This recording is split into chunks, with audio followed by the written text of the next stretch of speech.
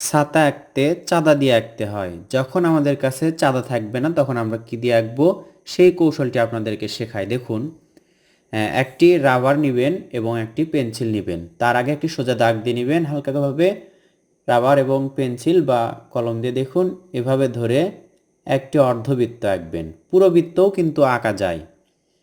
এবার কি করবেন, এর মাঝামাঝিতে একটা দাগ দিবেন এবং এই দাগকে দুই ভাগে ভাগ করবেন। এবার এই যে ভাঁজ করে করে আমরা দাগ দিব, মাঝেরটা একটু বড় রাখবো।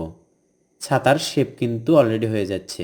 উপরের মাথা আমরা গোল করে দিব এবং ভাঁজ করে পরে এই চোকা দাগের সাথে মিলে দিব। ভাঁজগুলো সুন্দর হলেই ছাতাটি দেখতে সুন্দর লাগবে। ড্রয়িং আমরা সহজভাবে করলেই রং করাও সহজ হবে।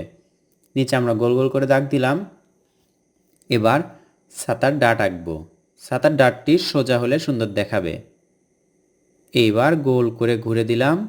এই তো কত সুন্দর এবং পারফেক্ট একটি ছাতা ড্রয়িং করা হলো। পেন্সিল দিয়েও আঁকা যায়।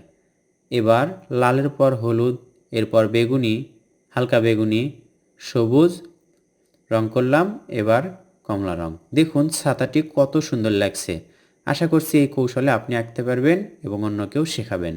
ভালো লাগলে ভিডিওতে লাইক করতে ভুলবেন না।